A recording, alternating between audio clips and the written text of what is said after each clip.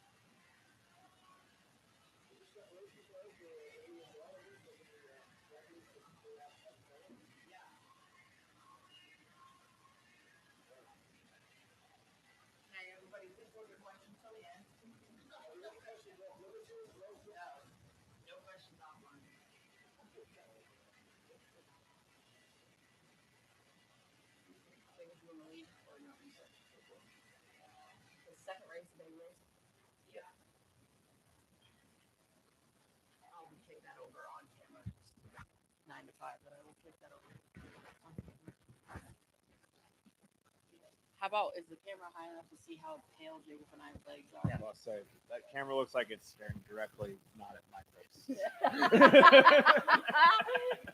Not on my face. Is it? The light is in your face and not their faces. Fine. Yeah, you're lit up in the shadow. Okay, come here and sit right there. I want to see what it's like. Me? Yeah.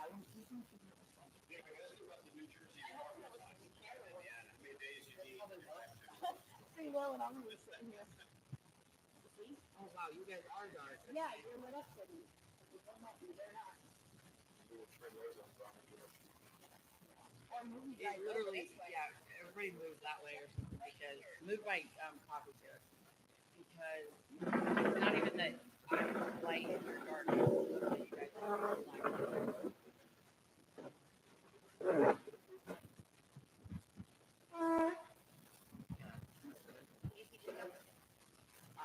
Yeah, a little bit Jacob.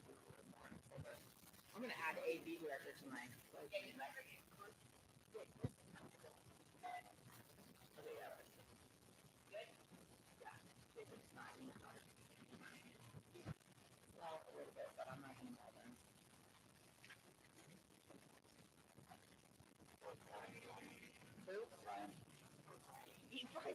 He's probably like, don't move it. Hello? Yeah, I just said I'm adding AV director to my resume. Well, this trace is. Yeah, Jacob needs to move more. In the camera. What? What? There you go. Yeah. Because you were off center. Okay, that'll go. Yeah, Jacob. Okay, just go ahead and sit on the corner. These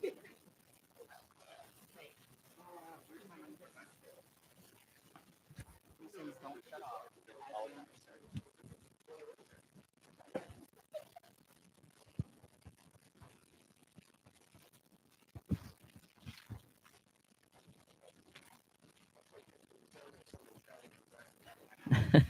All right, everybody, we're going to go ahead and get started. We'd like to welcome you to our fourth installment of our Breakfast at the Hop, Breakfast at the Babies, whichever you prefer to call it. Emily Gaskin joined alongside Jacob Reinheimer, and very excited to be joined alongside our 2023 Rising Star Award winner and Dan Patch winning trainer, Jay Hosseller. Jay, thanks for taking the time to join us. No, glad to be here. I'm glad to be inside out of the rain, most importantly. Yeah, very much so. And it just figured, Jacob, we had when we had talked about this, we talked about inclement weather opportunities, and we said we'll move inside, and we said, oh, we won't have to worry about that. So we had to have one just for good measure. Yeah, we were due. With that said, the last couple of weeks it was pretty hot out there on the track apron. I know I got a little sunburn both days, so we'll take inside for this last one. Yeah, and we want to welcome everybody joining us online. I think the rain kept everybody at home, or at least that's what we'll tell ourselves. So everybody joining us online. We've got Bob Hayden joining us as well. He a part of the team, and he's our resident question asker. So Jay, get ready because I'm sure he's got some good ones for you. But again, want to thank everybody for joining us. Of course, thank our AV crew, Michael Chamberlain for joining us as well. Very exciting time as we have talked about, and I think that's maybe where we'll start, Jay. Obviously a lot of questions to ask you, but we kind of start with the reason why we're here and the 2-year-old season. It's why we do what we do. Talk to us a little bit about what this time of year means for you.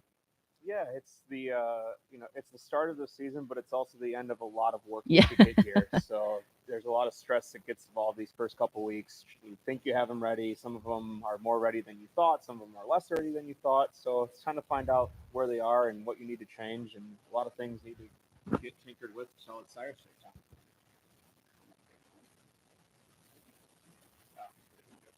That helps. Yeah. Is it good? Okay, good. Sorry. So for those folks that will just have you repeat that, Jay, my question again was, talk to us a little bit about what this time of year means for you. Yeah, it's a big part of, you want to figure out, we're at the end of the training season, which took since, October, September, November, whenever you got these horses. And now it's the start of the racing season. So it's a beginning and at the same time. A lot of things need to be tinkered with, finding out which one's more ready than you thought, which one's less ready. So it's very stressful, but it's exciting. Yeah, very much exciting. And we're going to kick it off in the second race. We've got trotters, and normally we're facing the horses so we can kind of see where they're at. But we'll kind of talk about this field. Again, like we said, we've got rain, so we'll have a sloppy track. So these 2-year-olds, maybe not ideal conditions for their first start. But we got a nice field of 6 trotters here. And Jay, you've got one in here. The 4, this is Rhyme Time, a 2-year-old filly by Swan for All. She was a $27,000 yearling purchase out of a Muscle Hill mare from Wilt Standardbreds. 1 qualifier under her belt, 2, 3, and 3. But talk to us a little bit about this filly. Yeah, I was actually pretty happy with the last start. Obviously she's going to have to go faster when it comes to racing time, but that was actually a pretty big step up with her. I think she kind of likes to race more than she likes to train. And I didn't really have her rigged quite how I wanted her last week, so I'm hoping she's going to be better this week. And we'll see how the track is with the rain and everything, but she's got a pretty good gait. I think she'll make a racehorse by the end of it. And just generally speaking, 1, 2, 3 qualifiers. What's kind of your general rule of thumb there? I don't really have. I go horse by horse. Some of them get 2. Some of them, especially like with these mini series that Hoosiers wrote, I just go 1 and put them right in there. I'm not really in the interest of going fast for $0. It doesn't sound very exciting to me. And I know we'll talk about this here in a little bit, but interestingly enough, we've got 2 Pondo horses in this field, none from which are your stable, but we'll talk about plenty of those here coming up. The one, Jacob, is Ponda Bear. This is a 2-year-old colt by Swan for All. Rick Plano reached in and grabbed this one, of course, related to the great Flagman that he trains. Yeah, for good reason. Flagman nearly approaching $500,000 in career earnings, a track record holder here for older trotting geldings, 151. So certainly understand why the Plano spent a little bit, $56,000 on Ponda Bear here.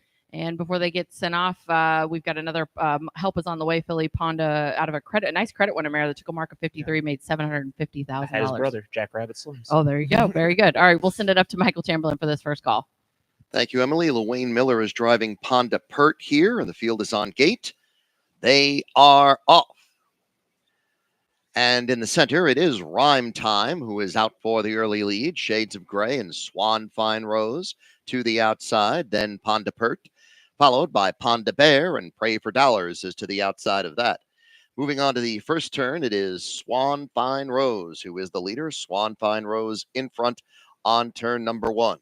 Second is Shades of Gray, and Rhyme Time is settled in third now, with the opening quarter up in 30 2/5. Racing fourth is Ponda Pert, and then there's a break of 5 lengths off to Ponda Bear, and the trailer is Pray for Dollars. As they move up the backstretch now, it's Swan Fine Rose. Swan Fine Rose, a length and a half better than Shades of Gray.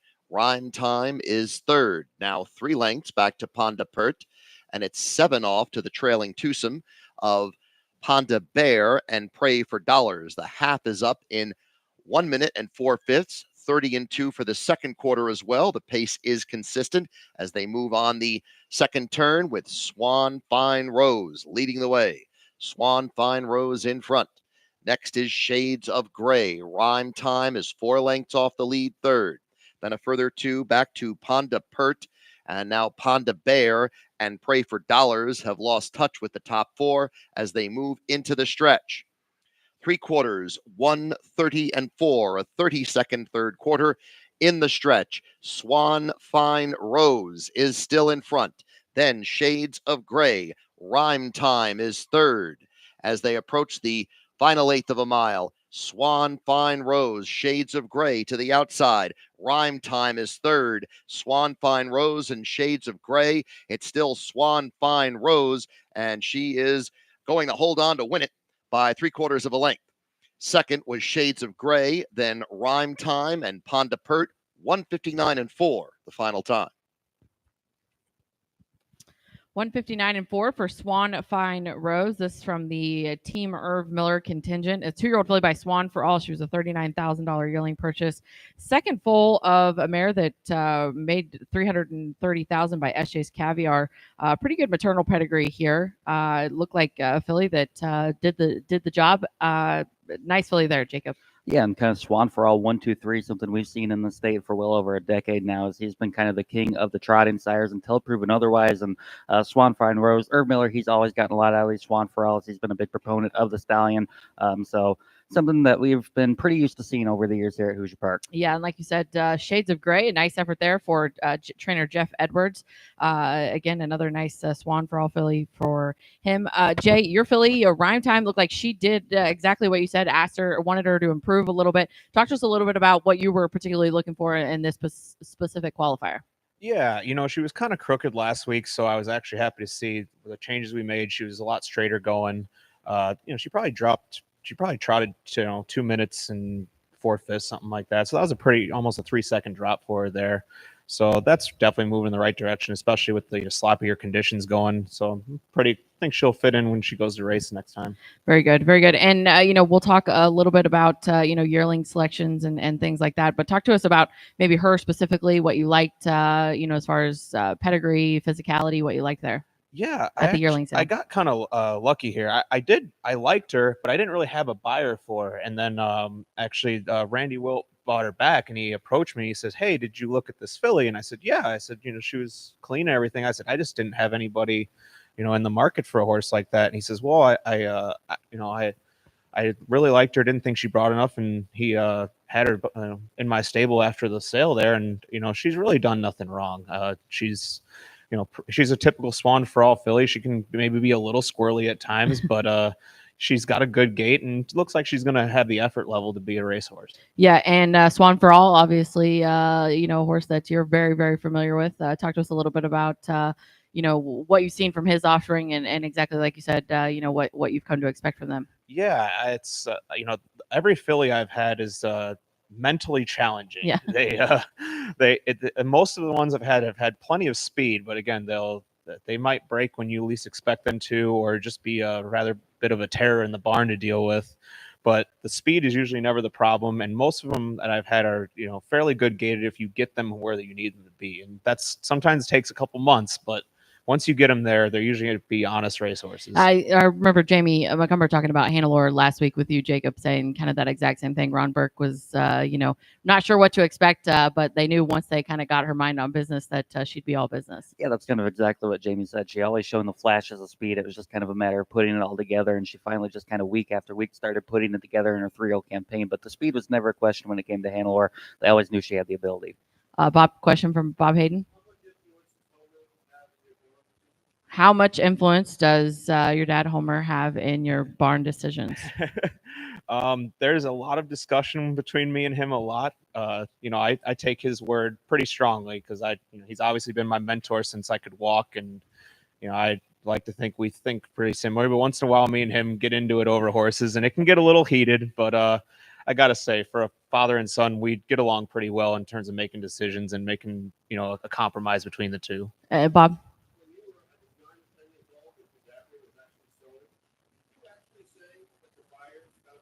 I did, yes. I was actually reading up about that last night too. I interested to hear more about this. So, a question from Bob was, when Cadabra was sold, did you actually say that the buyers got a bargain? I did, yeah. So he had they bought him in the winter between his 2- and 3-year-old season. He had just won the matron at the end of his 2-year-old season and a world record time, and they made. To a 9-year-old me, I didn't think it was a great offer, but to my parents who looked at our bank account every day, they thought it was an outstanding offer to rebuild their house and everything. And the fact it was not over $1 million, so therefore I told them that they got a bargain. And years later, the current owners that had Cadabra all through his stallion career, I saw them at the Lexington sale, and he shook my hand. He said, "You were right. You were right. We did get a bargain." Gotta love it. Yeah. And of course, for those tuning in, Team Hostetler, Jay Hostetler, of course, as we said, 2023 Rising Star Award winner. Your father, Homer Hostetler, has been leading trainer and, of course, campaigned the great Cadabra and many, many great horses on the Illinois circuit. And talk to us a little bit about, coming up into the industry and, when you really started to kind of jump in things with your dad. Yeah, for the longest time, I honestly didn't have a lot of interest in it. If it didn't involve a ball, I didn't care about it at all. If it wasn't baseball or basketball or volleyball, I had no interest. And then about when I was 16, I started helping like on Saturdays after I get done with the weekends for school and stuff. And then that when I was that age, I started going out to the Meadowlands with my dad in the summertime to help him out because we'd take about 4 or 5 out there. And I kind of got it to where I started to like it. I started to like the training side of it. I thought I liked the driving side. I actually don't. But then from there, I went to college, University of Kentucky, from 18 to 22. But every summer, I'd just immediately stop, drop, and go to Vernon, New York, and help my dad for the whole summer.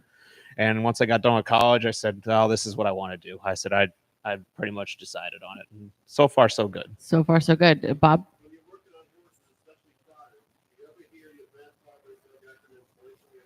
Good question. So when he's working on trotters, and of course we touched on your father, but of course need to touch on your grandfather as well, the great Doug Ackerman. Bob's question was, when you're working on horses, specifically trotters, do you ever hear your grandfather in your head saying things? I kind of do. He was very famous for his sayings that he would throw out there. He was a Hall of Famer. In my opinion, he could judge a yearling as good as anybody. So one of my favorite sayings from him when he had yearlings was he would tell people, "Oh, it's nice to have a good little horse until you got to meet a good big horse." Yeah. And so I've always trended a little bit more towards picking size with horses, and Okay. I've always had that in my head. And then my favorite in terms of training, I trained when I was a teenager. He would come in the summer at Balmoral. We'd train together, and he would look.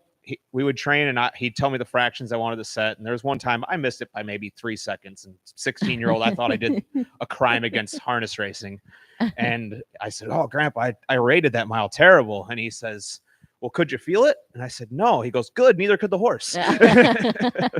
So I've all little stuff like that. He was pretty level-headed, and I try to take that. It's tough when you're young to be level-headed about Right. training horses. Right. And he always stressed that quite a bit. And I've been around you obviously for a couple years now, and I really do admire that about you. Being a young, it'd be easy to get pretty high and pretty low, and and I mean I know firsthand, but I've always admired that about you. That you seem pretty level-headed.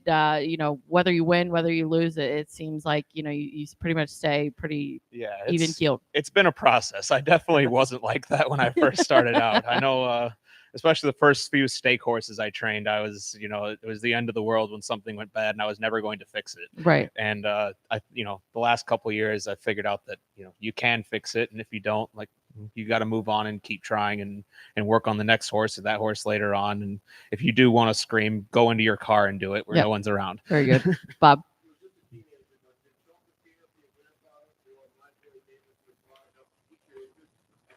Great question. So Bob's question, did Chocolatier for your grandfather or My Boy David for your father help pique your interest any more than you already were?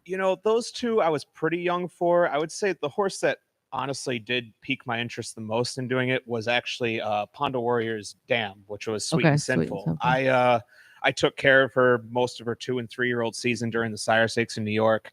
And I really enjoyed going around the state with her, getting to sit behind her and getting to, take care of her. She had a lot of issues that took a lot of work to get through.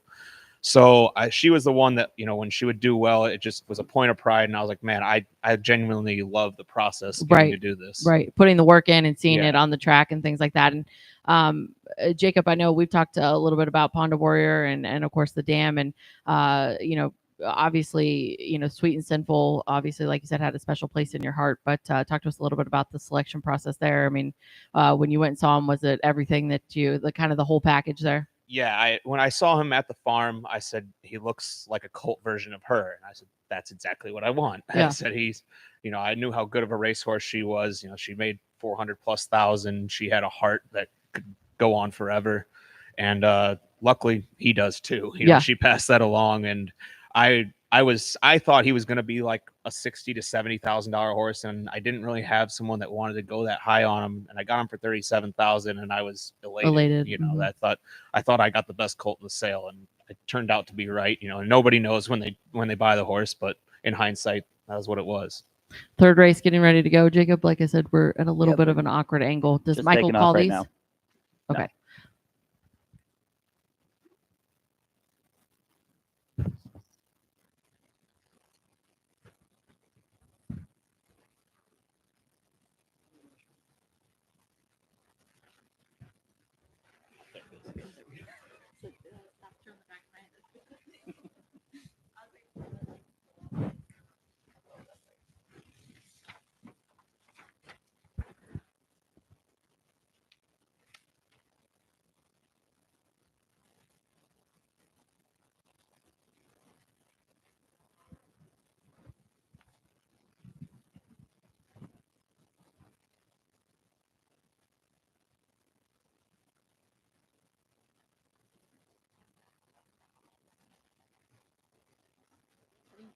June's yoga headphone.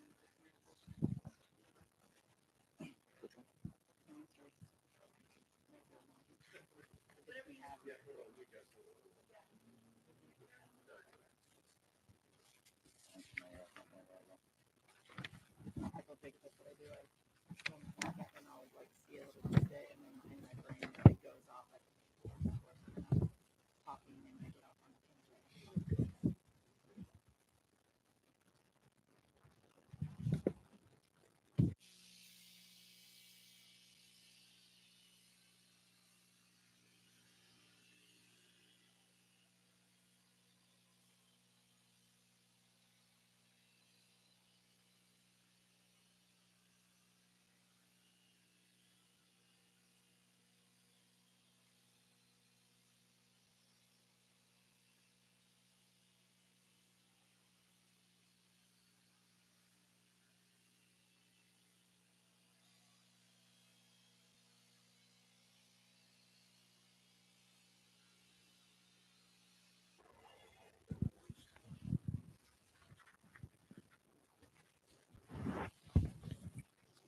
Third race is complete. Looks like it went to Wayne Miller on that one there.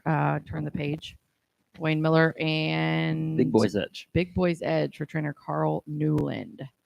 So we'll get back to the 2-year-olds. We've got 2-year-olds coming up here in the fourth race, and we were talking a little bit about Ponda Warrior, Jay, of course, winner of the Dan Patch, and we were talking a little bit about your selection process and things there, and Bob had mentioned how much influence your dad and obviously grandfather have, but talk to us a little bit about sales season.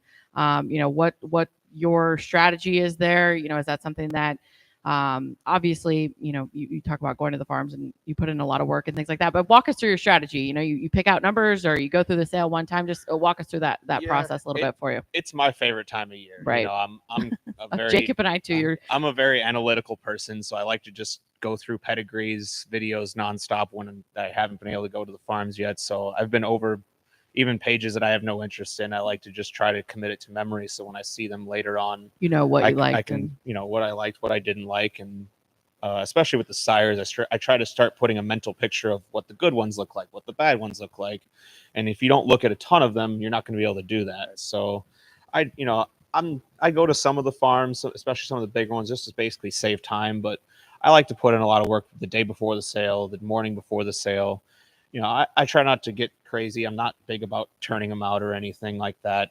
I don't know. I just feel like I'd feel terrible if I was the one that caused the horse to get injured or something while we're chasing it back and forth around the fences. But I just love that season. I love just the unknown of it. Trying to put your brain in racket as best you can to see any flaw you can, any superlative that you can find about the horse. It's definitely a mind game, and there's a lot of luck involved. Let's be honest. Yeah. And you mentioned that you kind of like to analyze pedigrees. I've been interested as we've gone along with the series. Ron Burke, he sat here and told us on the pacing side, he'll only go to JK and Monera, tell it like it is. Jamie McCumber was kind of on the opposite end of the spectrum, where she said she wants to try a first crop stallion. She kind of goes on a horse by horse basis. Is there a stallion or particular crosses that you like to seek out, or do you go horse by horse?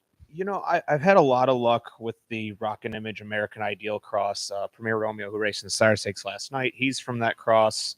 Ponda Warrior, he's from that cross. I have a filly this year who's from the same thing, and they all seem to be fairly nice horses, of varying degrees. I am, like everybody's got their stallions. I'm not a big tell it like it is person. I've just had a lot that I didn't care for. Mm-hmm. And then I just haven't had one that I truly was over the moon with. So that ends up steering you away come sale time when you just have a couple of repeated ones that didn't work out for you. And I kind of steer away from first crop stallions. I don't want to get burnt. I know.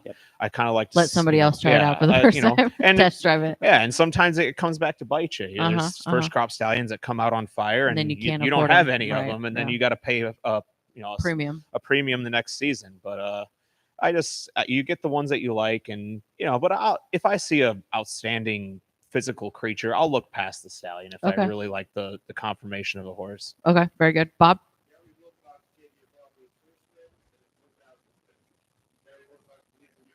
That's awesome. Yeah, I didn't realize it gave him his first win. That's incredible. Gary Wilcox gave your dad his first win and also his 1,000th win. Does Gary Wilcox believe in you too? I'll answer that and say yes. I'm going to say yes. I've a point of pride is that Gary has given me his horses the last couple of years to train. He was the guy who taught my father, so he's allowed me to train his horses at this time. And Gary is an incredible person and horseman.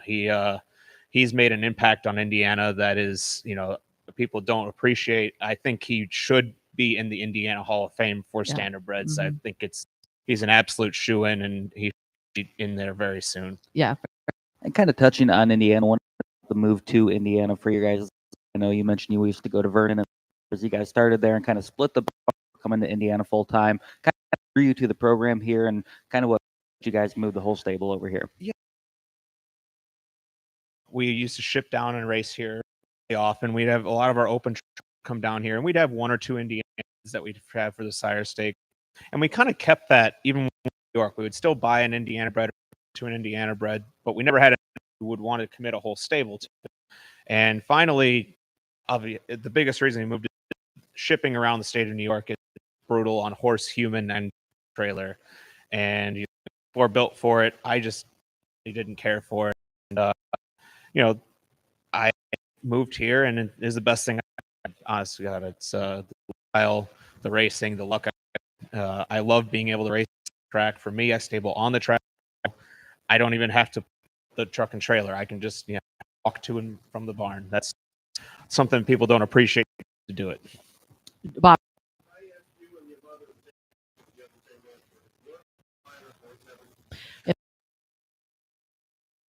And your mom, Connie, if the same question, would you have the same answer? Is North horse heaven?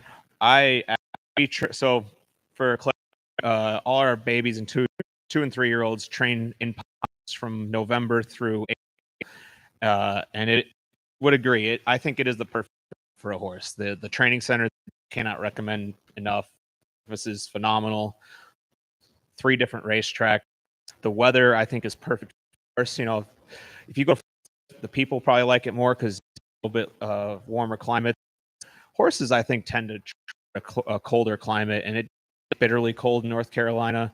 And the horses just seem to thrive on it. When we move back up to Indiana, they don't have a culture shock. We're going to struggle with the cold temperature.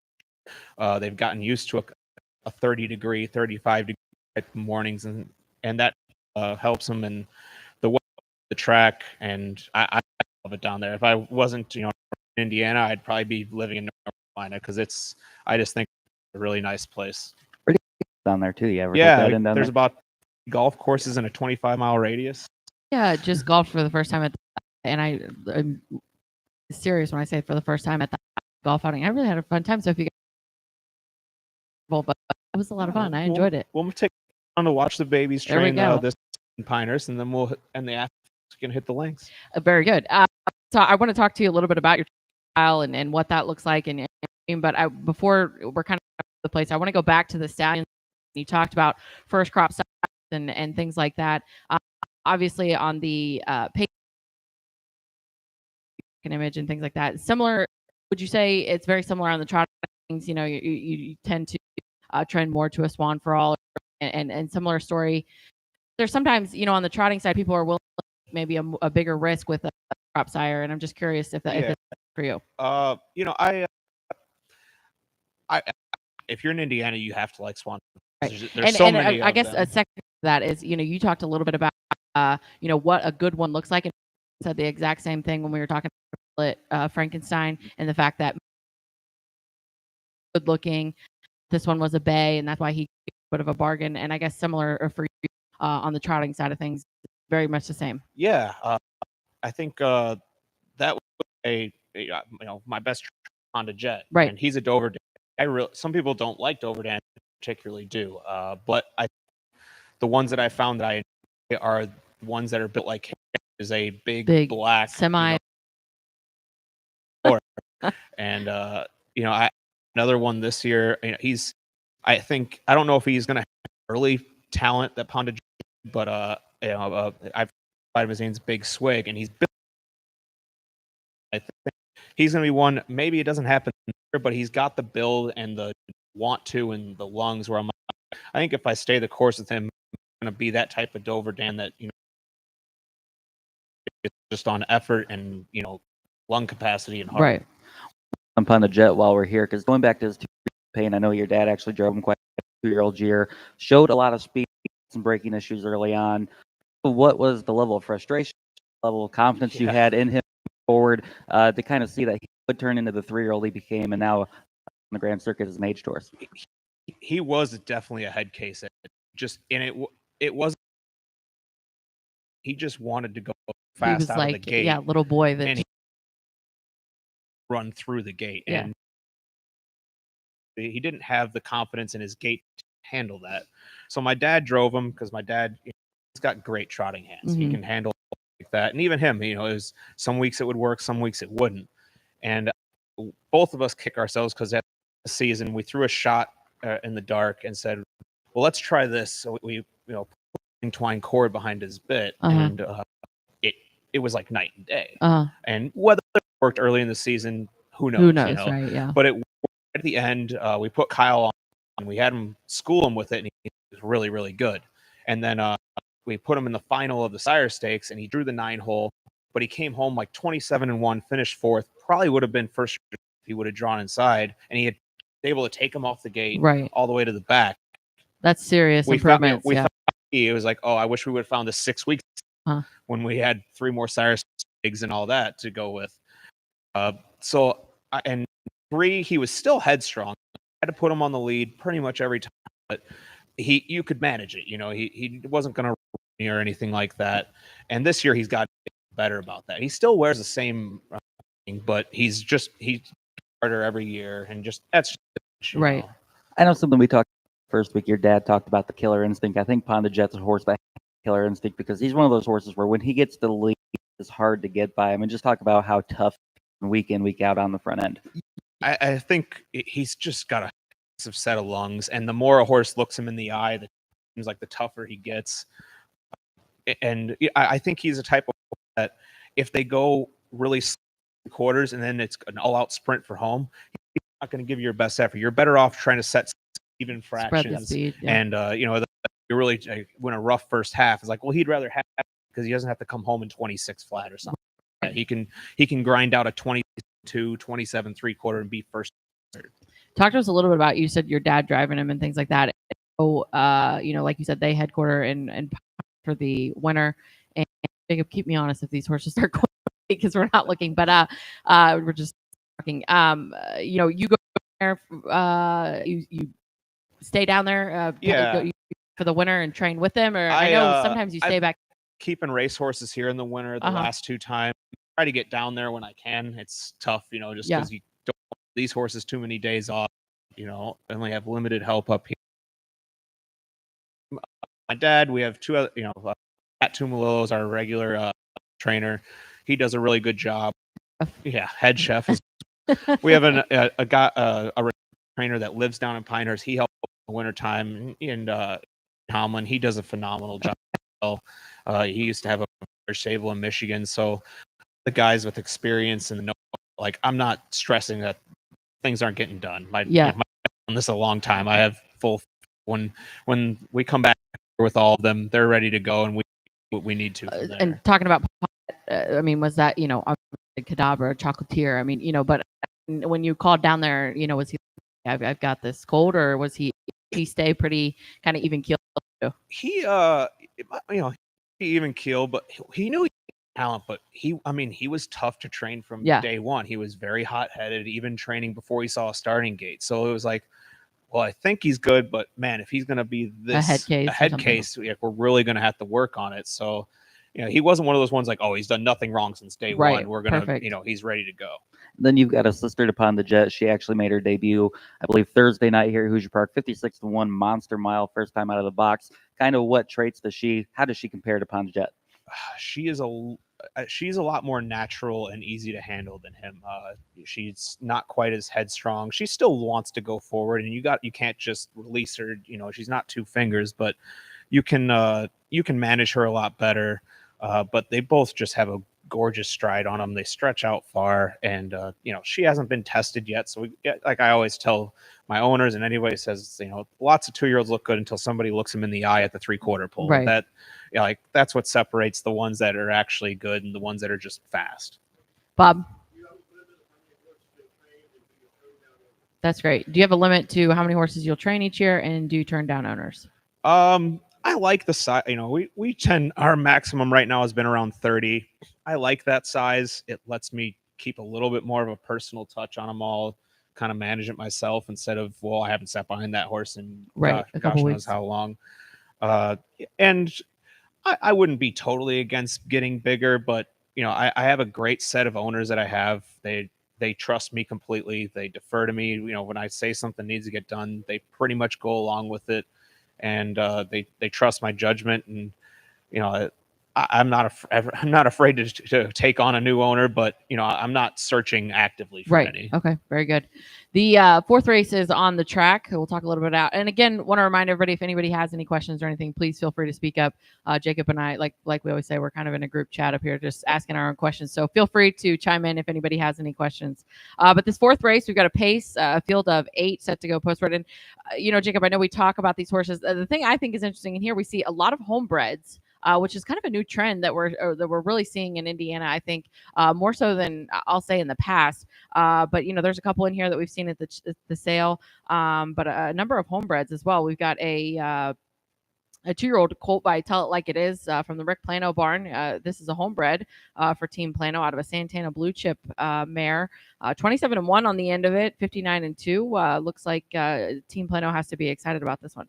Yeah, and the mare, she was a good mare, made over $125,000, took a mark of 52 and change. So gotta like that. She had the first foal was a Freaky VP that raced just once last year, but she comes back with the Tell It Like It Is this year. And then right next door, we have another homebred for Trent Stoller and company here, out of a really good mare that raced in Indiana Sire Stakes Metro Shopping. She took a mark of 51, made over $200,000. Just the third foal from this mare, but it's kind of interesting. You mentioned the homebreds and the trend of homebreds. It's really only the time we see some of these mares that raced in the Indiana program anymore, because these breeders kind of go and find these different mares from out of state.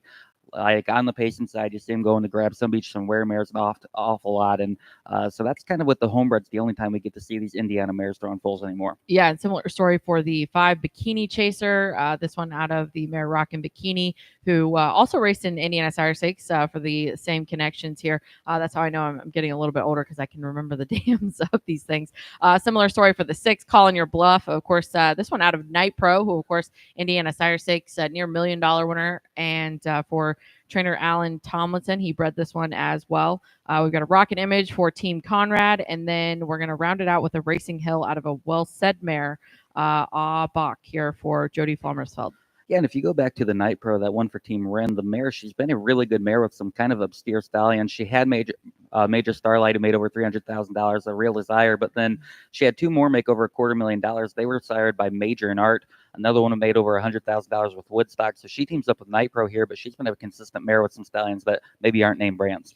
Yeah, and the 2 TL Thunderbolt, a $6,000 yearling purchase. Irv Miller, Tallulah Hanover, of course, the Dragon Again mare. Here's a Rocket Image. This colt really impressed me. I went back and watched this qualifier down at Oak Grove. 5-length winner. 57-1, Herman Wheeler. So Team Irv Miller acquiring this one. Yeah, I have to imagine they also saw something they like in that qualifier too, as he makes the trip over here to Hoosier Park. But that $6,000 bargain buy, I know these are the ones you and I are always up here kicking ourselves, because those are right in our price range, and we miss out on more of those than we hit. But third full from a dam that made over $40,000 and coming off a huge qualifier. Very good. We're going to send it up to Michael Chamberlain for the call. Thank you, Emily. And we do have a scratch in here of the 4 at any cost. Field is on gate, and they are up. Getting away well at the inside is the Todd father. Calling Your Bluff moves up with TL Thunderbolt next. Again foiled is to the outside 4th. Then Bikini Chaser moves up with the Confession. And last is Bach as the field goes on to the first turn. And it is Calling Your Bluff who is the leader. Calling Your Bluff out front by a length. The Todd father is racing second. They pass the quarter in 31 seconds. Third spot is held by TL Thunderbolt. And then next is Again Foiled. The Confession is 5th. And the last 2 are Bikini Chaser and Bach. Moving up now to take the lead is the Todd Father. The Todd Father to the front, and also moving up on the outside, TL Thunderbolt has taken second. That relegates Call in Your Bluff to third, and then there is a break of 4 behind that to again foiled. They are at the half in 1 minute, 1 3/5, a 30 3/5 second quarter. And the Todd Father leads them onto the turn. Second is TL Thunderbolt. After that, Call in Your Bluff to the outside. Here comes the Confession, and the Confession moves up into third. Inside that, Calling Your Bluff now fourth. Then Bikini Chaser is fifth, and a gap of 6 back to again foiled, and the trailer is Bach. The three-quarter time, 1:30 3, 29 seconds for the third quarter, and it is the Todd Father and LaWayne Miller out front here by 3 lengths. TL Thunderbolt is second. Then the Confession, trying to re-rally up the inside, is Call in Your Bluff. Bikini Chaser is coming on late. The Todd Father, TL Thunderbolt is closing here. TL Thunderbolt is going to go right on by the Todd Father to win. TL Thunderbolt is the winner. The Todd Father was second. Then Bikini Chaser third with Call in Your Bluff in 1:58. 158 for TL Thunderbolt. As we said, Jacob, this one out of that to Dragon Again mare Tallulah Hanover. Herman Wheeler purchasing down at the Hoosier Classic Yearling. So I think I went back and looked. Yoder sold this one. Yoder Standardbreds, I believe. Elmer Yoder there for that horse there. Yeah, interesting to see a $6,000 yearling purchase there. Out on the track, a lot can change in 8 months from sale time to out on the track, but he is a big, strong looking son of Rockin' Image, kind of the quintessential looking Rockin' Image out of a Dragon Again mare. So got a bargain there, a $6,000 yearling purchase. Now looks like Irv Miller's got a good one there. That was a big time effort. Yeah, second dam is Lion Sentinel there, 2.1 million, of course, Trillions, Hanover, and the likes. So the mare has got some pedigree behind her as well. Bikini Chaser was another one that I was watching there on the track. Really looked like she closed home well. He closed home well, rather. So, Jay, we're talking a little bit about, what these horses are looking like and things like that. And we were touching on sires and, fitting the program and, things like that. Are there, particular sires that, we talked about Rockin' Image and Swan for All and things. And you talk about going to the yearling sale, having horses and guys for particular yearlings and stallions and things like that. When you go to the sale, you have numbers and you have people picked out for certain horses, or you just kind of approach the sale and what horses fall in your price range? Like, how does that work out for you? Yeah, I try to give my owners a pretty good heads up beforehand. Like, hey, here's a list. See which ones that you like. Most of the time, they're, whatever you like, I like, stuff like that. But some of the times they'll throw one at me and then I'll go look at it and they'll say, hey, I really like that one. I don't like that one. But I try to give them a number we'll go to just so they can watch and kind of follow along before we start bidding. And, some of them come with me to the sale and, if I say, hey, we're going to go to 40 and he goes, well, he says, don't stop. And, so then I can push a little farther, but we got a pretty good idea of what we want to give for a horse before the bidding starts. Gotcha. Very good.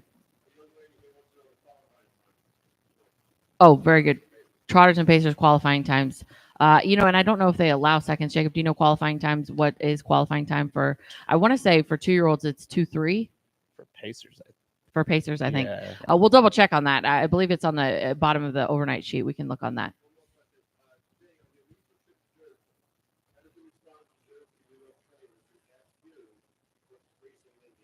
I like it. Question for Jay. Recent trip to New Jersey. We touched a little bit on it. You went the Graduate upon a jet. Bob's question was, how did you react to the New York, New Jersey trainers' questions to how's racing in Indiana? Yeah, I for years, and it's the same thing as even when I was out there last week, I try to tell guys that if you want racehorses, buy them from here, because the ones that maybe are struggling just a little bit, especially like in our eligibles of the Sire Stakes, they go to Yonkers, they go to Plain Ridge, they go to Pocono, and they become very profitable racehorses for those guys because it's vicious racing here. And some of them, it may not be, the racing, it's the style of racing here. Right. You have to be able to get home in 26, 27 seconds, where when they go out to a 5/8 or a half mile, they don't have to do that high turn of speed anymore, and they thrive on that. especially horses maybe are just really good gated, but just don't have that quick engine at the end of it. And so then they go to a 5 ace where the racing is more go really hard to the half and go a little bit slower for home, where we don't do that at all here. And, all of a sudden it's like, oh, why wasn't this horse doing any good at Hoosier? I was like, well, it's just the style of racing, the big track to small track style. Coach's Corner really sticks out in my mind this year. He's just kind of a mid-level Indiana Sire Stakes eligible, and I was looking on the USCA, and he's like one of the top earners, obviously just crushing him at Yonkers right now. Yeah, and that's why I try to tell guys, like, if at the end, come September, October, like, give people like me and guys that have 2 and 3 year olds a call, because if you're looking for just race horses, a lot of us go south in the winter, or we try to just keep it at stakes horses. Right. And those are the type of horses I think that raceway guys out east really thrive on and buy and do well with. And that's what Jamie McCumber kind of made a note on that last week too. That's where On Gate's been a really big deal. Is you just kind of list one of these Hoosier Park horses, say it's just not a Hoosier Park horse. You put them on a shorter track, they're going to make some money. And you see a lot of horses leave this program and go to a shorter track, as I said, and make quite a bit of money. And go ahead. And I think one of the biggest things a lot of people that haven't been here don't realize, they go, oh, well, you're on a 7/8, will you get around a half? And like, these turns are very sharp. And so I have rarely, if I do go to a smaller track, I don't have to rig them any different than I do for here. So I always kind of give the guys assurance, like, hey, I'm almost sure that this horse will get around a half when I send him to you, because like, he's not struggling in the turns here. He shouldn't struggle for you. Right. Yeah. If they're going to struggle somewhere in the turns, it could be here. Yes, Bob.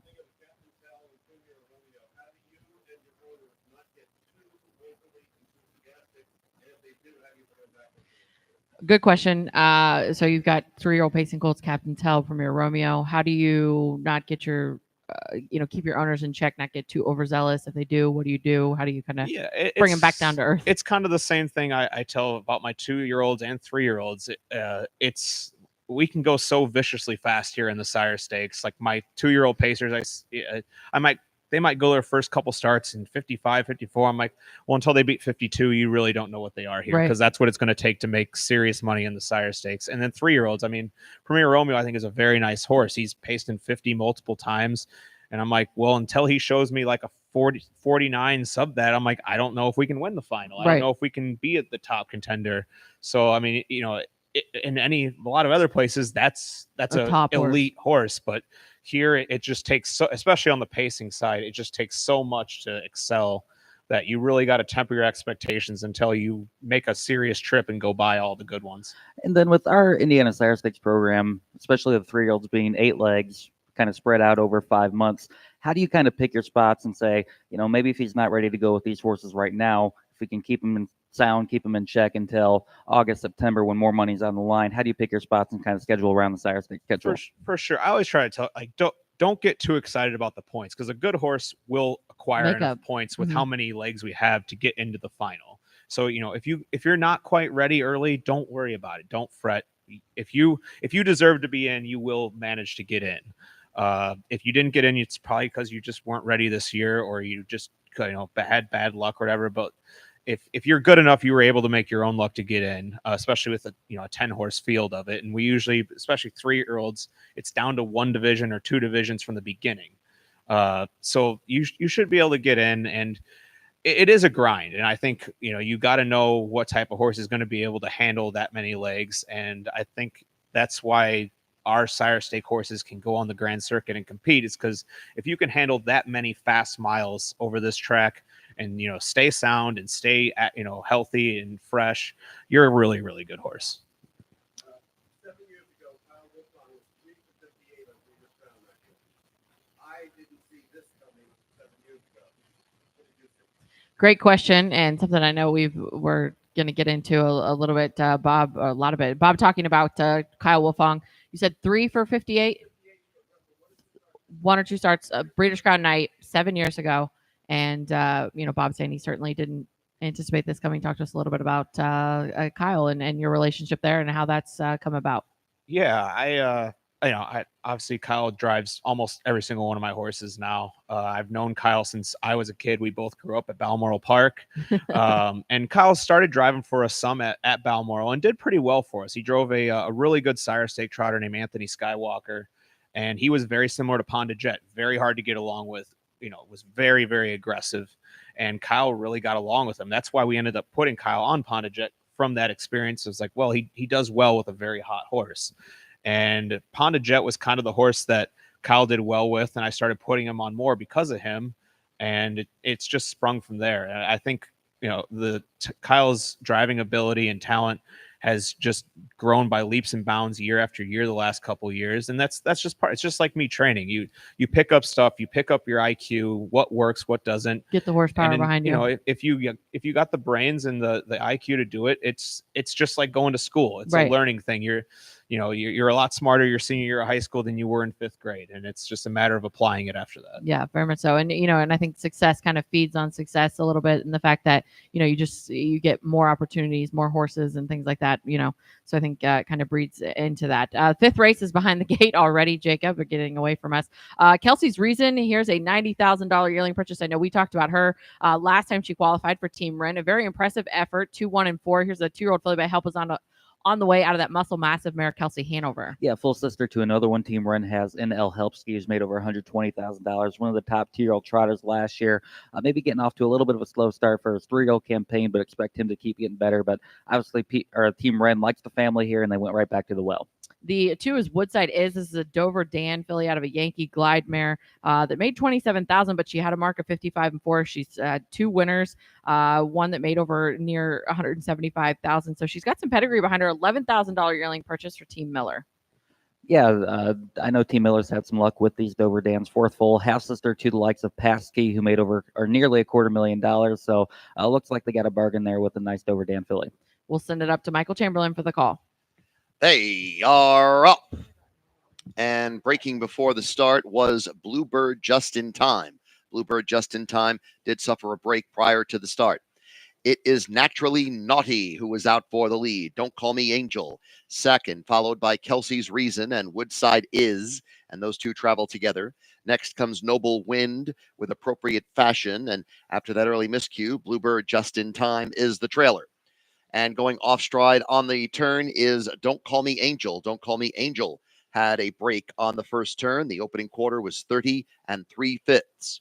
To the backstretch now, and Naturally Naughty has the lead, a length and a half.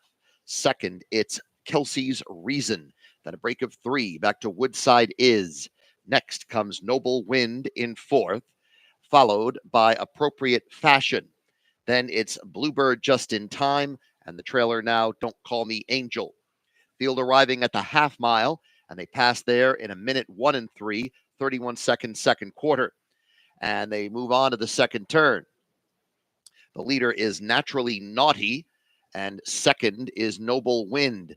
After that, third comes Woodside Is, and then 3 further lengths away is Noble Wind as they move around the turn. As they are now coming to the top of the stretch, it is Naturally Naughty with the lead. Kelsey's Reason is second, and Kelsey's Reason is moving to the outside there with a 132 quarter posted into the stretch, and the leader is Naturally Naughty. Now Kelsey's Reason, then Woodside Is. Down on the inside is Noble Wind. Here comes Kelsey's Reason, who is closing strongly now, taking the lead. Woodside Is on the outside, though, is not letting her get away. Kelsey's Reason and Woodside Is, and Woodside Is does win from Kelsey's Reason. Third was close. I think Appropriate Fashion beat out Naturally Naughty for third in 2 minutes and 2/5. Nice effort there from Woodside Is, as we talked about just before they went behind the gate. 2 minutes and 2/5 for her first out. I have to believe that her connections are excited about what they've got there with this filly. Yeah, certainly getting home, 28 and change in the rain on the slop, and always interesting with these 2-year-old trotters. Don't Call Me Angel kind of struggled with the slop out there, going off stride on the first turn and then on the last turn. So, yeah, certainly a lot to like there by Woodside Is. Yeah, and it is still continuing to rain, so the track just getting a little sloppier as we go on here. Certainly not doing us any favors. We were talking about Kyle Wolfong with you, Jay, a little bit before we got started there, and of course the relationship that you guys have. Talk to us a little bit about that. That driver-trainer relationship. How much you rely on these, and I don't say these drivers, we'll just say Kyle, for instance, to kind of be that extension of your trainer, and what these horses need, what that relationship kind of looks like for you guys. Yeah, I'm a guy, I really don't like to give drivers instructions. I believe if I wanted to give you instructions, I would drive them myself. And I know that you're a better driver than me, so I'll let you figure it out in the race. But, I'll give them feedback. Hey, this one does this behind the gate. This one gets on this line or that line. And then, when he'll race them and give me back, like, oh, he just gives me feedback, and he never really tells me what to do. He just lets me know what they were doing and trusts me to make the changes to amend those issues. And we've done really well. We get along well. We see a horse pretty similar between me and Kyle, so we really don't have that many disagreements on rigging the horse or anything like that. So it's worked out really well. Jacob, did you? Well, I was going to say, you got to have confidence too. I mean, Kyle Wolflong obviously comes from a training family. His father, Brett, great trainer. So you got to have confidence there when he comes back with tips, or how much weight you kind of put in there. I really appreciate, Kyle puts in the work. He has horses of his own, so he's out there in the mornings tinkering with horses. He knows what it takes to be a trainer. There's some guys that only catch drive for years and years. They kind of forget what we have to go through to get these things to the races every week, and it's not easy. And they want changes, and I'm like, well, it's not as simple as just bam boom make the change. Right. So, and Kyle appreciates that, and he knows what it takes to make those changes and make them actually work. I know that's one of those things too, where like Trace Dietrich's one of those guys where obviously, Trace is a great driver, but he's also a horseman too. He comes from a horseman family with his father T. So when Trace comes off the track and gives you some rigging advice, you listen because he's got the experience. Yeah, very much so. And we were talking about trotters, and you're talking about Ponda Warrior and Ponda Jet and things like that. Do you feel like Bob was saying, Cadabra, my boy David, your family has had a lot of success with both trotters and pacers. Do you feel like you tend to lean towards one or the other, or maybe just a preference? I think it's really, I don't have a preference, but I have owners that do. I have some owners that only want pacers. I have some owners that only want trotters. So that tends to wane. Yeah, it tends to, depending on how many they buy and everything, that's kind of tends to make the scope of my stable. We do tend a little bit more towards trotters, especially because we have homebreds and we're almost all trotting mares. So we're always going to have a few more trotters than we do pacers because of that. Very good. Bob?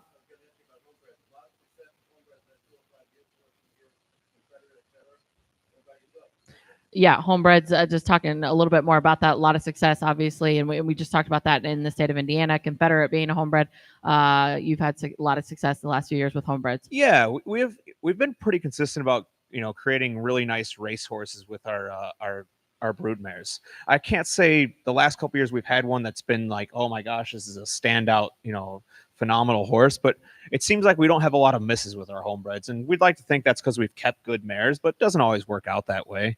But we've been doing pretty well. They always end up being really nice race horses for us. We tend to sell them at 3 and 4, and they go on to be nice race horses for other people, and it worked out well. We sold them for a profit, and they go on to be profitable for other people. So it's definitely has not been a losing venture for us. Yeah, and we touched on homebreds. We kind of touched on it in that last race with Team Ren.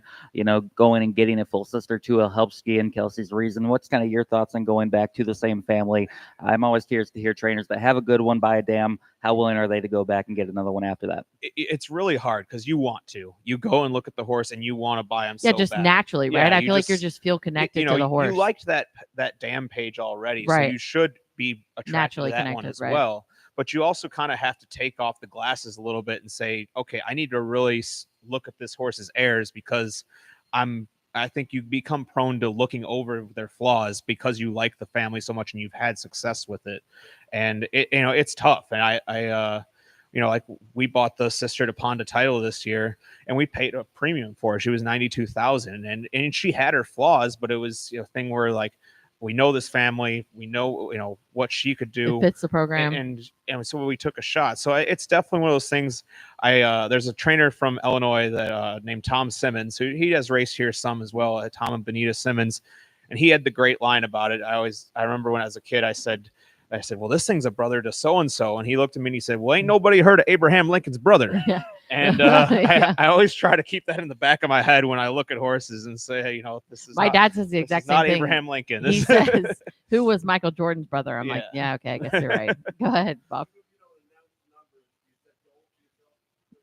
So good question. Even if you don't announce numbers, do you set goals for yourself throughout the yeah, by the time you kind of get your 2-year-olds trained down to where you can get a feel for a little bit of their talent, I try to just set a number, and it's a very soft number for every horse. I want them to make X amount.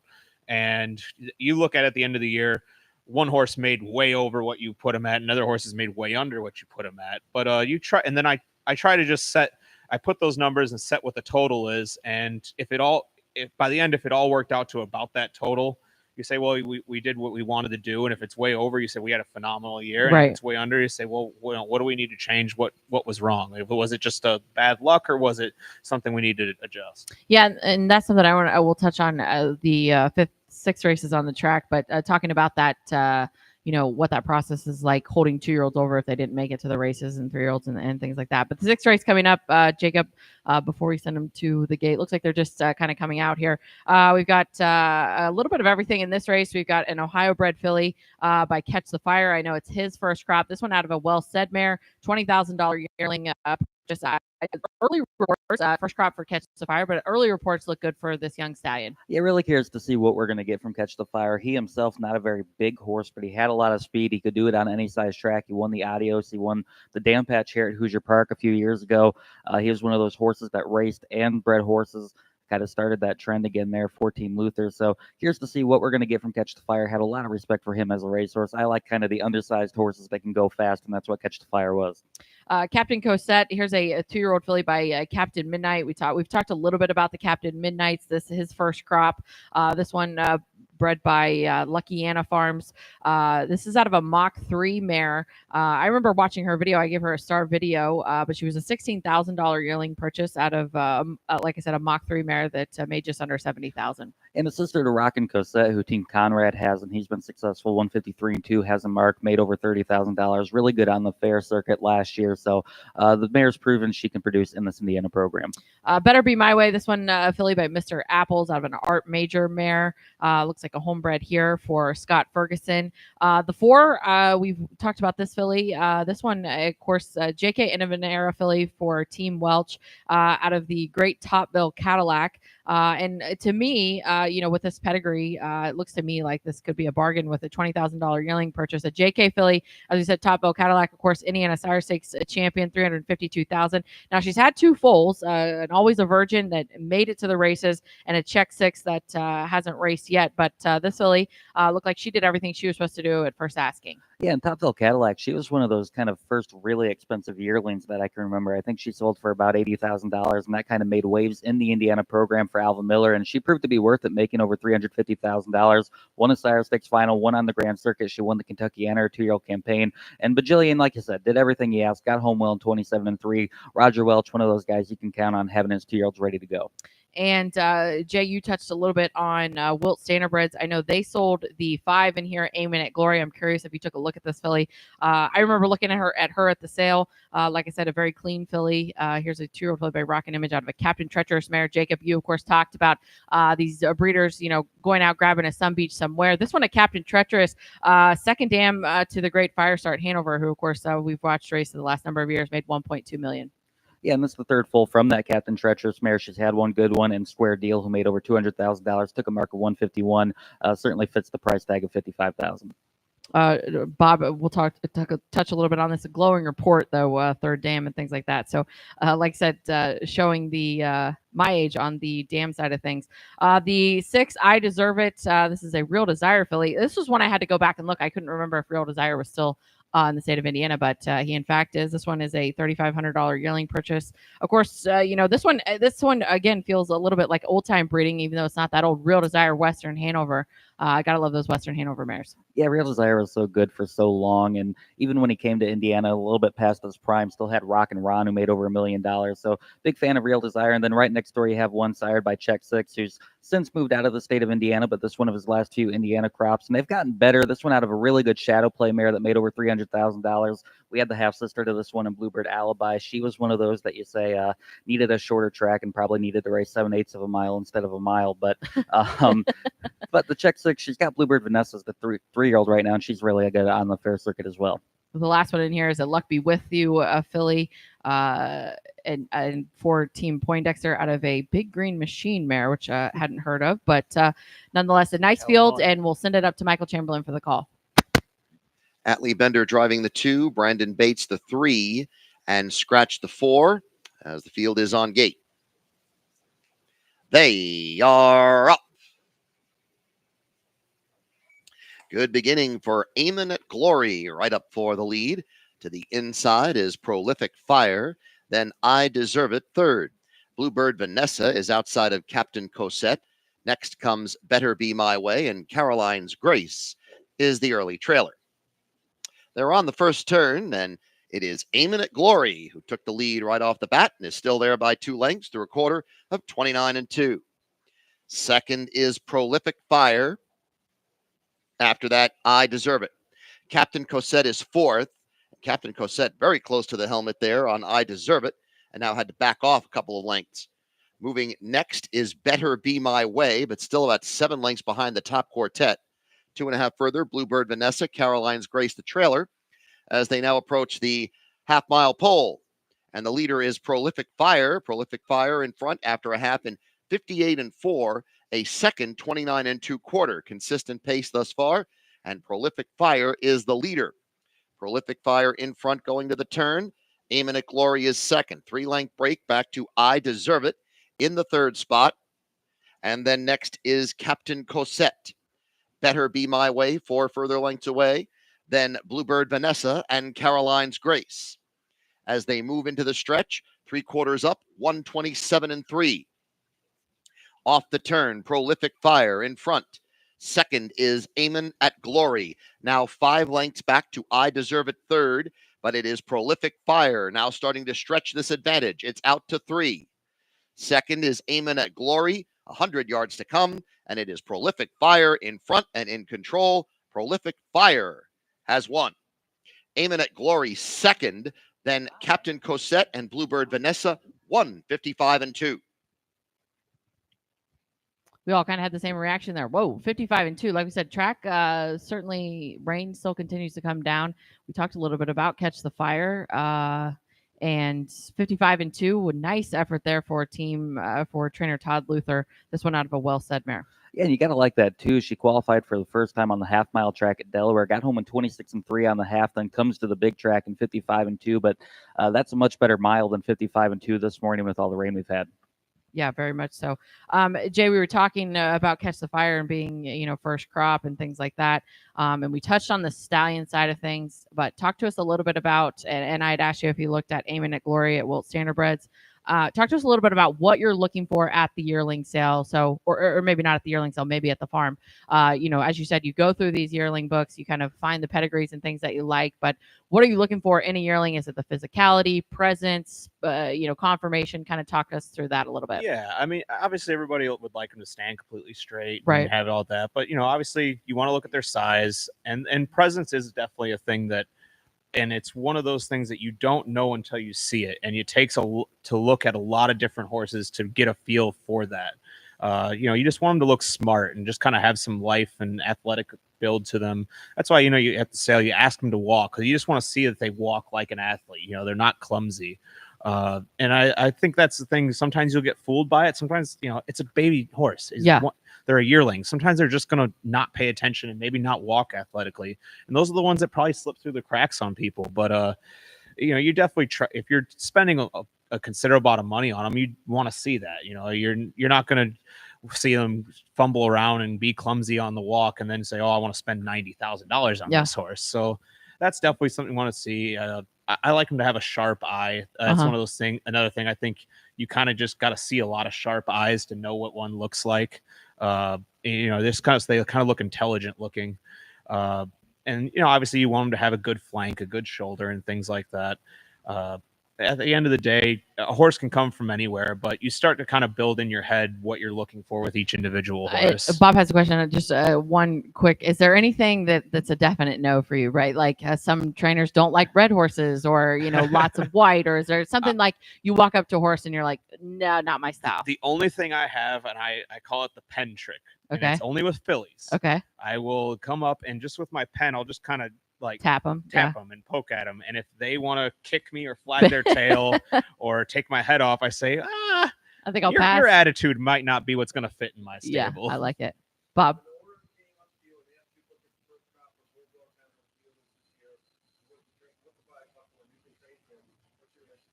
Oh, absolutely. I mean, it's the fastest racehorse of all time.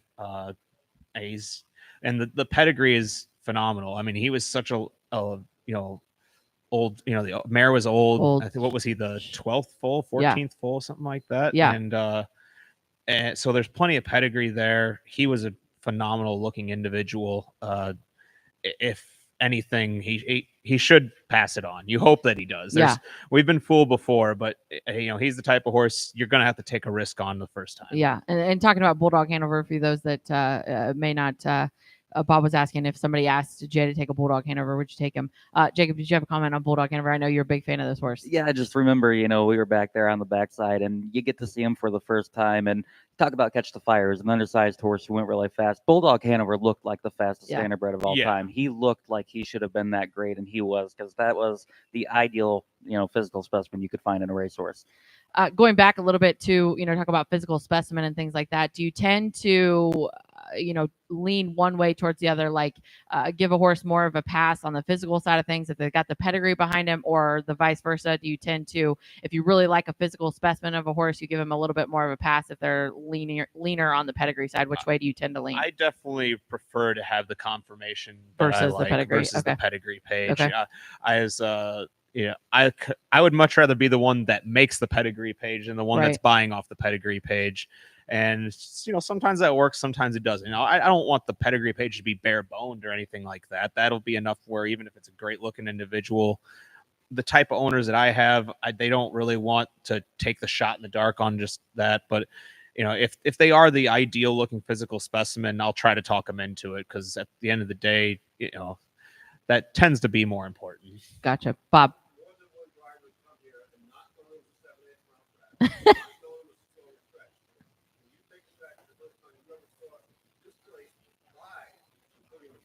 Good question. So he said a lot of drivers have come here not known it's a 7/8 mile. You told me that story the other day, and I had to just laugh.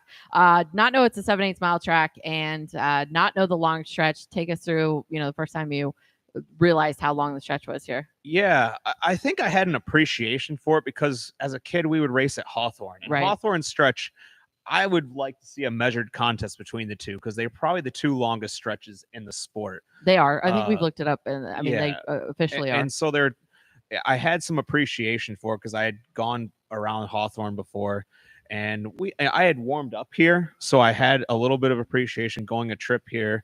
But when you start racing here over and over, and you're on the lead, and you just start going, come on, end this race already.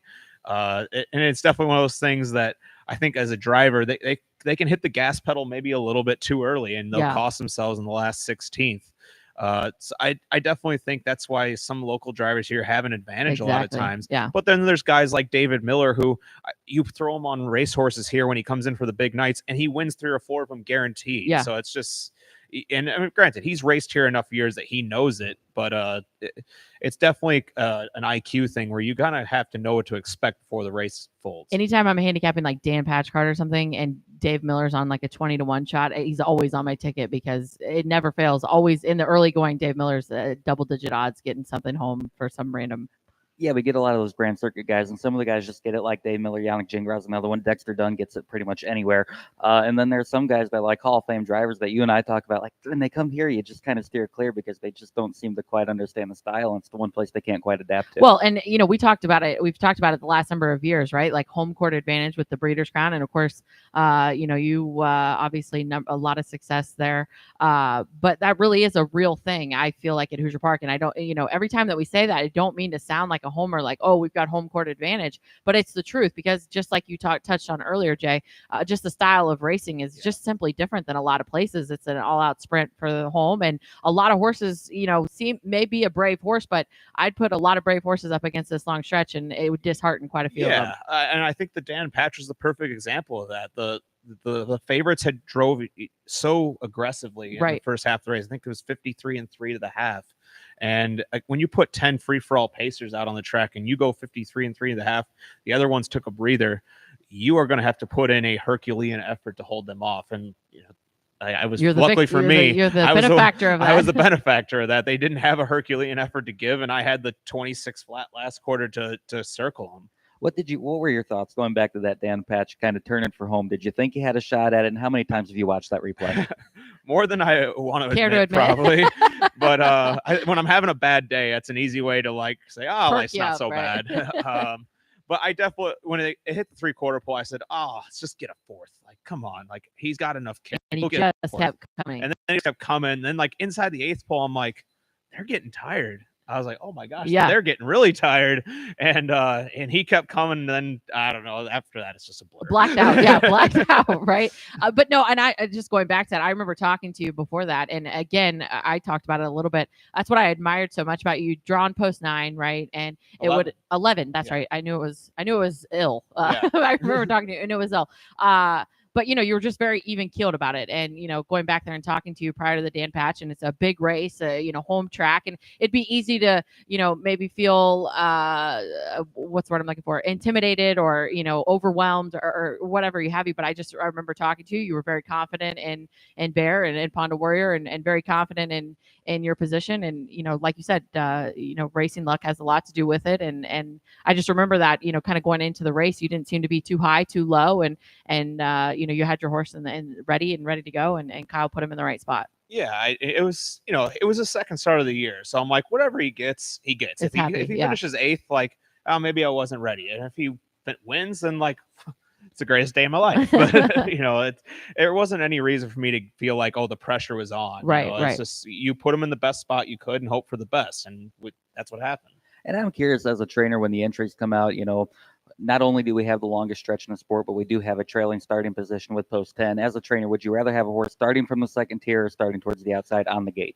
I think it's pretty horse dependent. If you have a closer, you're not going to worry about the trailing position. You're going to be able to get out in the outer flow if you want to, and that's fine. Now, if you have a horse that needs to be forwardly placed, you're going to say, I know, if I get the trailing position, I'm going to be in a really tough spot. We've got the Bob question quick. From your first year from now, how have you changed your taking it? Oh, that's a great question. And that was something I wanted to talk about too, because obviously with Cadabra and the Hambletonian and things like that, talk to us a little bit about how you've changed your staking from the first year to now.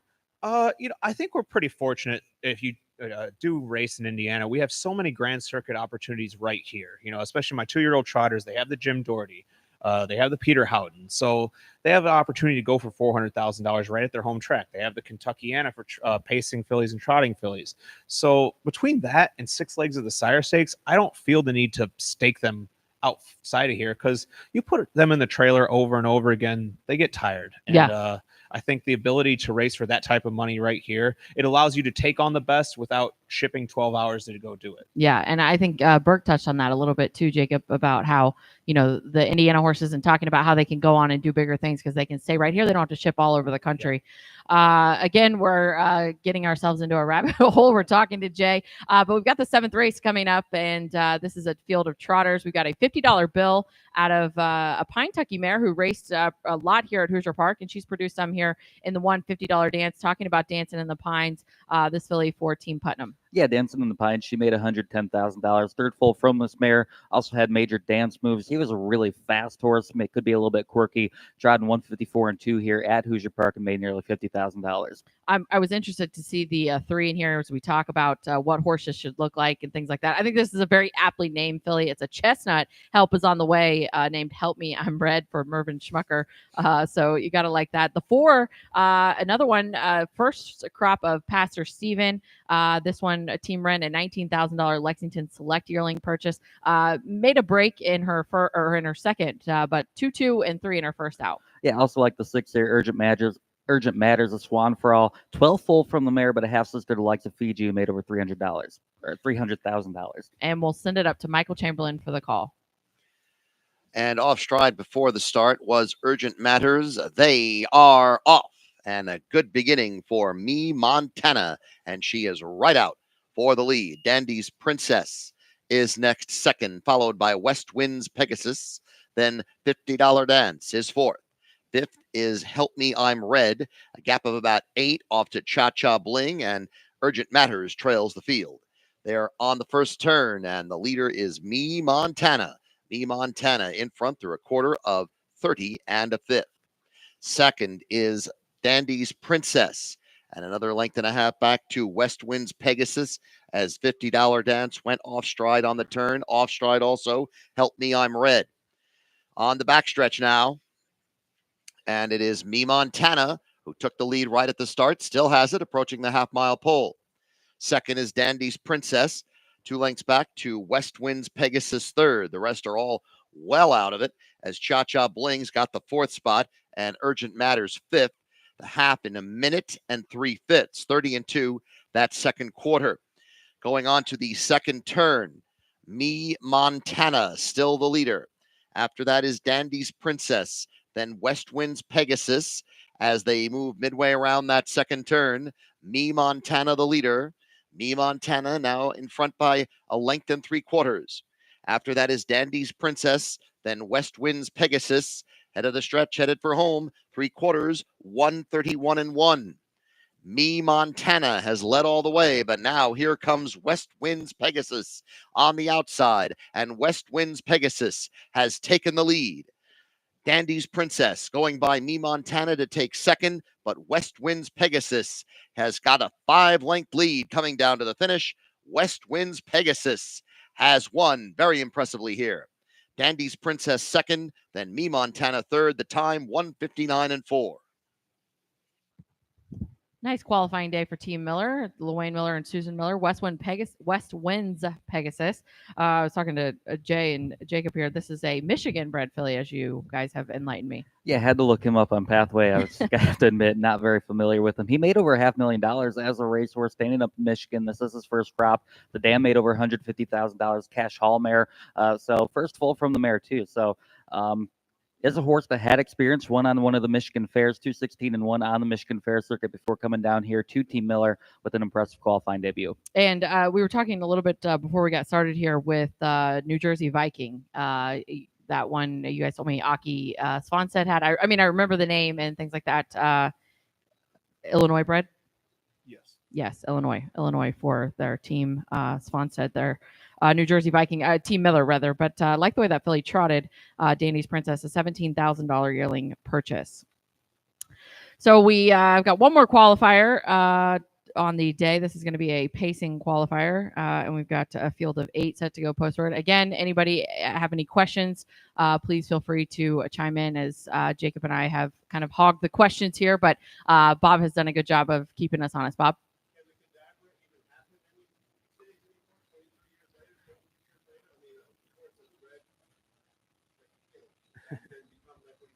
A great question. So can a cadabra even happen, in today's day and age? I think absolutely. I think we've seen some that are fairly similar to that. I mean, you look at the horse. He actually is standing here now. That was out of he was by creatine.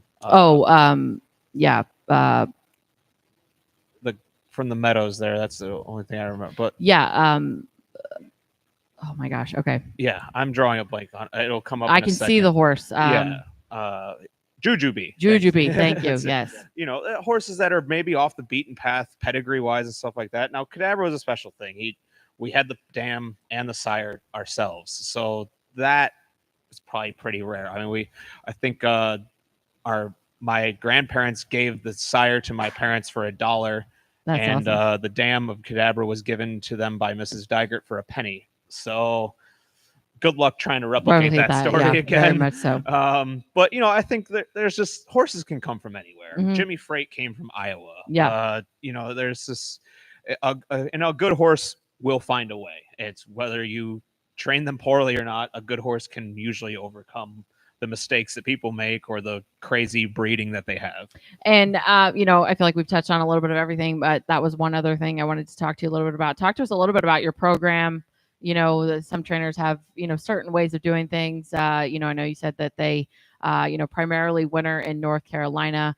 But talk to us a little bit about, what that program looks like for you and what your 2-year-old training regime looks like from a general standpoint. I'd like to think we're pretty middle of the road.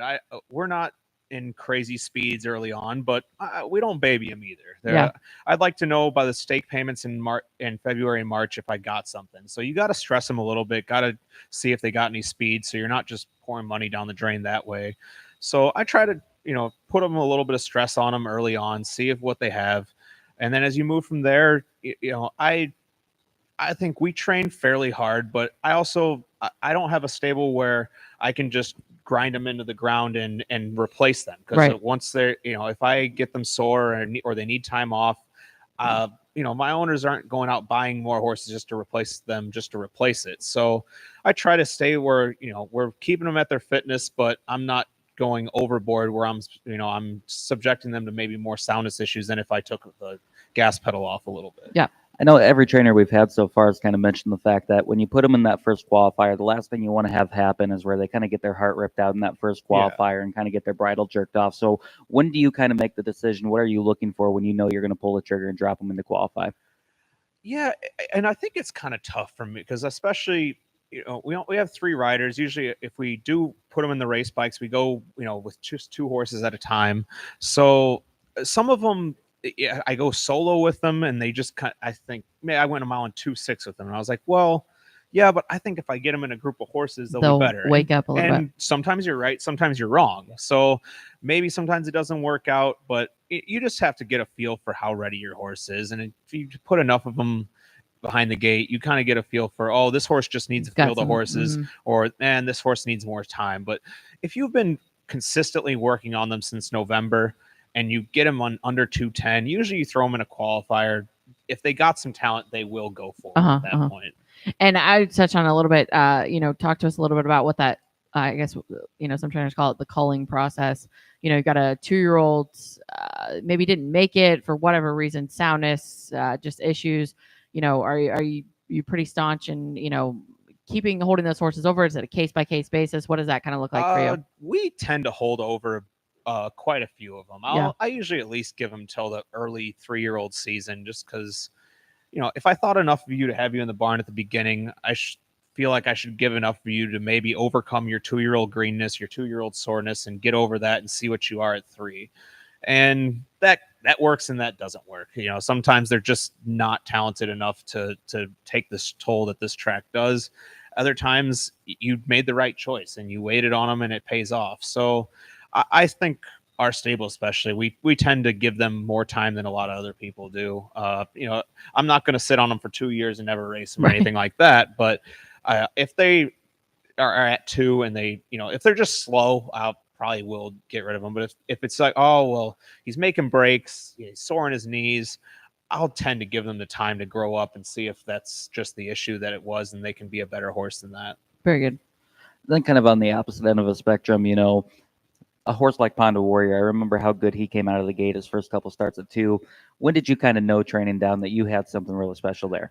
Yeah, he was really good training, but I tried to temper myself with pacers because like you said, 52. They all should be able to train good in 220. So you try to just calm down and say, okay, it's a pacer. As long as they're not being very foul gated or anything, they should be able to do what you ask them to do. And their attitude, being good is always a question. But once we got down to where we were going, race bikes and stuff like that, I said, I haven't even got close to hitting this horse's gear yet. And at that point, I said, all right, this is a real horse. And then we put him into qualify, and he just didn't do anything wrong from there. But I always try to tell my owners, it's like the pacers, I was like, until they beat 55, let's not get too excited about it from there. And once they beat that, then let's see if they can come first up or be on the lead and still hold horses off to see how good they really are. You talked a little bit about, tempering and things like that. And we talked about your dad, and you guys obviously have your disagreements, but you said for the most part, you generally get along. Who typically wins if, like you say, this horse is no good, but your dad says it's good? Who typically wins in that kind of situation? He's much more patient than I am. I'm definitely ready to get this thing out of the barn a little earlier than he is. And I think it really, our arguments come down to, like, we realize what each other's specialties are. Right. Like he's very good at shoeing. I'm very more cautious and like super analytical about their soundness. Where he's a little more old school. Like, they're just gonna have to get through it. So I think we kind of defer to each other on what things that we do well, things that we recognize well, and I like to think it's paid off so far. So Yeah. it's there's been days where we both think each other's an idiot, but by the next morning we usually figure it out and make the right choice. That's good. That's good. Over family dinner. We have got a field of 8, I believe. Well, Michael will let us know who's scratch. We should have grabbed Field of scratch. 5. 1, Field of 4, and 5. 5 are out, Emily. There we go. Thank the. Who do you say the 4 and the 5? 1, 4, and 5. 1, 4, and 5 are out. Very good. Okay, so we've got the 2 here. I did see this one on the track. This is a 2-year-old filly by J.K. Innovenera. Jacob, I talked to you about this one. Was interested in this mare, Some Beach Somewhere. Whetstone, Hanover. Midland Acres is the breeder, but we've got the Let It Ride, Sable Jail, Benson here. Nice effort in her first out. 56-2, 26-4 on the end of it. Yeah, and 7-foal from the mare. She's a half sister to the likes of Pyro, who I believe Brian Brown had a 2- and 3-year-old year. He made over $750,000, took a mark of 149 flat. So good pedigree on this one. Gotta like those JK Innovenera fillies. Similar story. We were talking about Catch the Fire, first crop sires, and the things. We've got the 3 in here, Super Puncher, out of the first crop of the great Tall Dark Stranger. This one, though, mare again that I remember racing Inverse Hanover. She made $357,000 by Some Beach Somewhere. Actually, just read on the USTA that Sass Newton passed away. Winback Farms, we'll say foundation mare, one of their really, really good mares, had the likes of Newborn Sassy, Isaac Newton. That's the 3rd dam on this one. Again, Inverse Hanover, Pennsylvania Sire Stakes winner. Team Qualifier went down to Lexington and purchased this one for $60,000. Not surprised to see her to end up in the Qualifier barn. Qualifier had Inverse Hanover, raced her as an open mare here for a couple of years at Hoosier Park. So one of those fun names to kind of see pop up. And Tall Dark Stranger, really interested to see this first crop. I know him and Poppy Rob Hanover each have their first crop this year. Tall Dark Stranger just as tough as they come.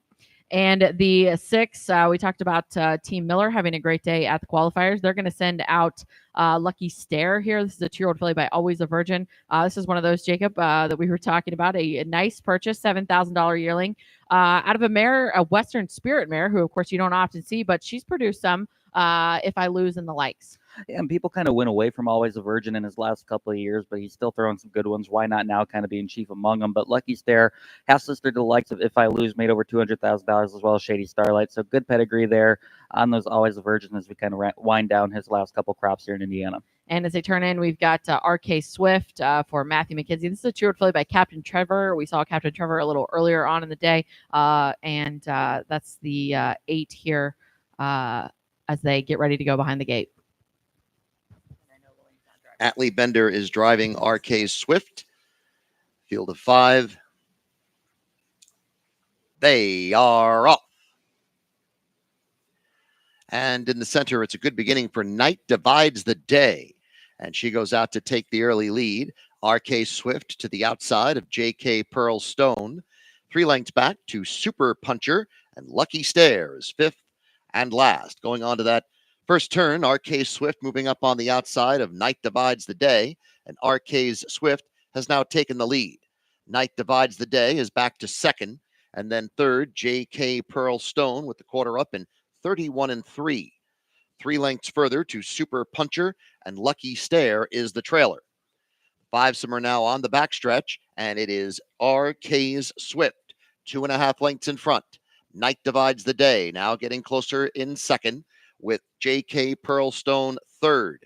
Gap of 6 back to Lucky Stare, who has now rallied past Super Puncher, who is last of the 5, as they now are at the half mile in 1:01:03. Second quarter was 30 seconds as they move to the second turn. RK's Swift is the leader. RK Swift just a length in front now. Night Divides the Day is 2nd. And then 3rd is JK Pearl Stone as they are midway around the second turn. RK Swift leading Night Divides the Day. 2 lengths back of that, JK Pearl Stone. Lucky Stare is 4th as they enter the stretch. 3/4, 1:31. Into the stretch, and RK Swift has the lead. Night Divides the Day is 2nd. To the inside goes JK Pearl Stone trying to move up, and Lucky Stare is 4th. And here comes JK Pearl Stone through the opening at the inside, and it is JK Pearl Stone now in front in deep stretch. JK Pearl Stone is going to win this one by about 3 lengths. RK Swift 2nd, and Lucky Stare, and Night Divides the Day in 1:58:4. for 158-4 for the JK Pearlstone, a JK filly out of a Sun Beach somewhere. Nice effort there for Team Wren, Jacob. Looked like she did it on her own too. Pete wasn't asking her getting home, and they got home in 27 and change at the end of it. So big time mile there. They got to the half. They kind of walked the early fractions, but she had good pace at the end of the mile. And we'll get ready to wrap things up. We've got a few more questions. I know. So Jacob, this is all the questions that we've had for Jay. You got one question left. I've got my question. Bob, your question.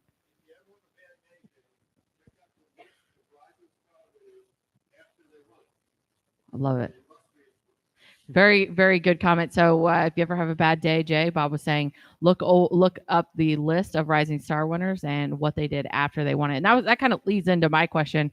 Obviously, just last few years, I have to believe that you're pretty proud of what you have accomplished, and the awards and the races and the things that you won. But moving forward, are there any milestones or maybe major races that you'd like to see that you've got on your list that if you won or you reach this milestone, you really can kind of hang your hat on that? Yeah, I think especially since I've had a few in it the last year, the Breeders' Crown is the next objective. That's the one that I'd really like to check off the box, and it's going to be a tall task. It takes a lot to win one.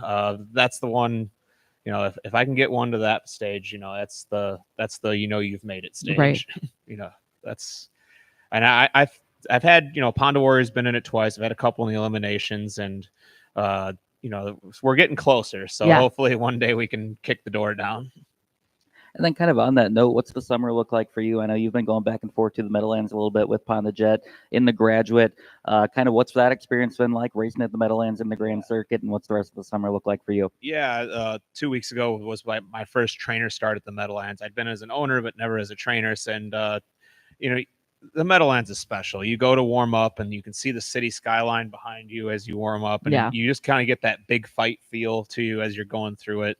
And I think I got to go back there next week for the graduate final with Ponda Jet, and I have Ponda Warriors eligible to the William Houghton pace, so that, and the Breeders' Crown is there. Yep. So we have some chances to go out there, and I hope I get to take them. Hopefully Ponda Jet puts in a pretty strong effort in the graduate final. It certainly looks like he's definitely a player in it. We just got to catch a little bit more to beat winner's bet, but he's trotted 2 miles in 50 1/5. So I think we got a pretty good shot to get a good chunk of it. Yeah, gotta love that. Well, of course, we want to thank you for joining us and taking time out of your busy day. Want to thank everybody for tuning in, those folks who are joining us, and want to thank the Indiana Standardbred Association for all their help in putting on Breakfast at the Hop. I know this is something that we both have enjoyed. Of course, I want to thank Michael Chamberlain, Bob Hayden for coming and assisting us, and our AV crew, and just everyone behind the scenes. Hopefully, this is something that we can continue to grow and continue to do as the seasons progress. Yeah, that's one of those things we kind of set a high bar for ourselves, just kind of working our way through that. An IHRA Hall of Famer, Ernie Gaston, kick it off. Winningest trainer of all time, and Ron Burke the next week. Come back with a Breeders' Crown champion and a Hoosier Park leading trainer, and Jamie McCumber, and then a Dan Patch winner and a Rising Star winner. We did here, really Jay set ourselves up for failure next year. For failure a little bit coming back next year, but just an incredible time. We learn something new each week, and just appreciate these guys. They've been great on the mic, and might have to incorporate them on the mic a little bit on the evenings too. Yeah, we'll bring them back. Gotta over. love that. Gotta love do it. Yeah, and it just brings a new perspective to the broadcast. So you gotta love that. I know we've got a few winners, but we'll go ahead and sign off here again. Want to thank everybody for tuning in. We'll get those winners drawn, and thank everybody for joining us.